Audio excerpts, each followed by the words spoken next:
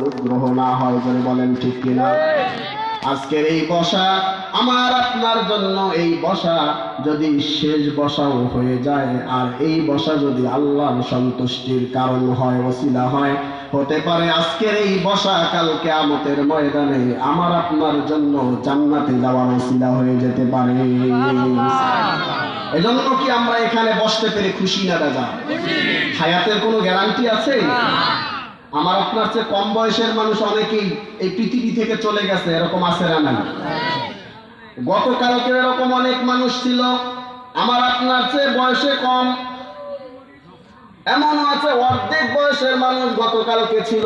তামাম বাংলাদেশে, তামাম পৃথিবীতে যদি এখন খোঁজ করা যায়, এরকম অনেক অল্প বয়সের মানুষ খোঁজ করলে পাওয়া যাবে গতকালকে জীবিত ছিল কিন্তু আজকে দুনিয়ার জমিনে নাই। জোরে বলেন ঠিক কি? এরকম খোঁজ করলে পাওয়া যাবে? হ্যাঁ, দাদা থাকতে নাতি চলে যায়, যায় কিনা? পিতা থাকতে সন্তান চলে যায়। জানি না আজকের এই রাত কার জীবনের শেষ রাত হয়ে যায়, কারোই জানা নাই। কারণ আশার সিরিয়াল আছে ঠিক, কিন্তু পৃথিবী থেকে চলে যাওয়ার জন্য কোনো সিরিয়াল মেনটেন করা হয় না। মাত্র বিবাহ করেছে ফুলসজ্জার রাত, বাড়িতে বিবাহের আনন্দে সবাই উৎসুক হয়ে আনন্দ উদযাপন করছে। ভোরবেলা খবর আসলো যার বিবাহ সেই দুনিয়া থেকে চলে গেছে। এরকম ঘটনা বাংলার জমিনে অসংখ্য আছে না নাই? এক সন্তানের জনক, মাত্র একটি সন্তান, অথচ তার দাদা জীবিত আছে। এলাকার অনেক ময় মুরব্বী 50-60 বছর 70 বছর হায়াত নিয়ে এখনো বেঁচে আছে, কিন্তু আমার ওই যুবক ভাই বিবাহ করেছে মাত্র একটি সন্তান। বুক ভরা স্বপ্ন, সন্তান হবে, সন্তানদেরকে মানুষের মতো মানুষ করবে, বাড়ি করবে, গাড়ি করবে, নানান রকমের স্বপ্ন নিয়ে এসে চলছিল। হঠাৎ করে মালাকুল মউত এসে হাজির হয়ে গেল। আর বলুন তো দেখি, আজরাইল আলাইহিস সালাম যখন কারো সামনে এসে হাজির হয়ে যায়, পৃথিবীর কোনো মানুষ চাইলে আর এক মুহূর্ত তাকে রাখতে পারে নাকি? পারে না। হায়াত শেষ হয়ে গেছে, আল্লাহর পক্ষ থেকে হুকুম হয়ে গেছে, আজরাইল সালাম তাকে রূহ কবজ করার জন্য আসছেন। রূহ কবজ করে নিয়ে গেছেন। আমার আপনার বয়স 30 বছর নাকি 20 বছর, 18 বছর, এটা আজরাইলের দেখার কোনো কাজ নয়। তার হুকুম হয়েছে, হুকুম পালন করাই হলো তার কাজ। ধরে নিয়ে গেছে, 3.5 হাত বড়িটা মাটির মধ্যে পড়ে আছে। এজন্য লম্বা লম্বা নিয়ত করে নেক আমল থেকে নিজেকে দূরে রাখা, এটা কি বুদ্ধিমানের কাজ নাকি বোকার কাজ? আজকের এই মাহফিল এই এলাকায় হচ্ছে, আগামীকাল এই মাহফিল এখানে আর হবে না, ঠিক কিনা? আমাদের জীবনের অনেক মূল্যবান সময় আমরা ওই চার দোকানে বসে গল্প গুজবের আড্ডায়, নানান বাজে কথায়, আল্লাহর দেওয়া মুখ দিয়ে, আল্লাহর দেওয়া জবান দিয়ে কত কথা বলে সময় নষ্ট করে দিলাম। আল্লাহর দেওয়া মূল্যবান হায়াতের ঘন্টার পর ঘন্টা নষ্ট করে দিলাম। আজকের এই মাহফিল আর আগামীকালকে হবে না। মাহফিল চলে যাবে ঠিক, কিন্তু মাহফিল হবে না।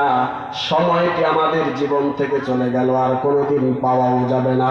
আজকের মাহফিলে যদি বসে শেষ পর্যন্ত আখিরি মুনাজাত করে যদি আমরা এখান থেকে বিদায় নিতে পারতাম, হতে পারতো আজকের এই মাহফিলে কোনো না কোনো বান্দার ওসিলায়, কোনো আলেমের ওসিলায় আল্লাহ রব্বুল আলামিন আমার পিছনের গুনাহ খাতা মাফ করে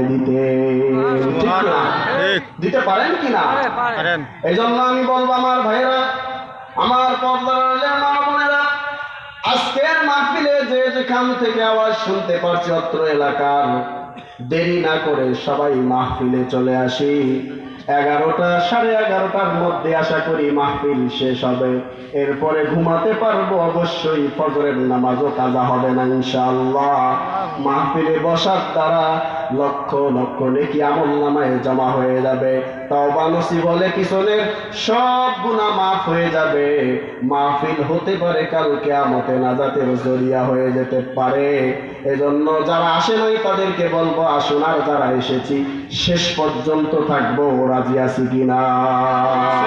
আল্লাহ তাআলা আমাদের সকলকে শেষ পর্যন্ত ধৈর্য সহকারে মাহফিলে বসার, কথা শোনার তৌফিক দান করুন, আমিন আমিন। আমার ভাইয়েরা, আজকে আমরা এই মাহফিলে এসেছি কার দেওয়া পা দিয়ে?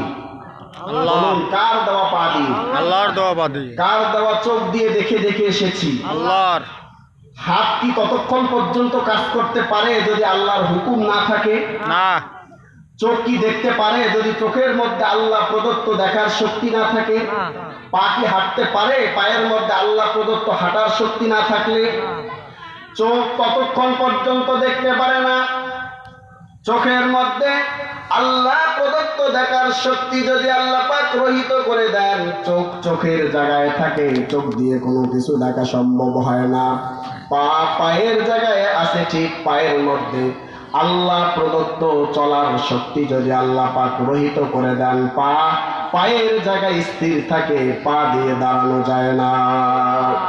আমার এলাকার এক মুসল্লি ফ্যাক্টরিতে চাকরি করে বাসায় যখন আসলো, বিশ্রামের জন্য শুয়ে পড়ল, তার পাশে যারা রয়েছে হঠাৎ করে তাদেরকে সে বলতেছে আমি আর দাঁড়াতে পারতেছি না। বলল কি সমস্যা? বলে আমার পায়ের মধ্যে কোনো শক্তি নাই। তখন সবাই মিলে তার পায়ের মধ্যে, কোমরের মধ্যে তেল মালিশ করতে লাগলো। তেল মালিশ করতে করতে দীর্ঘক্ষণ যাবত তেল মালিশ করলো।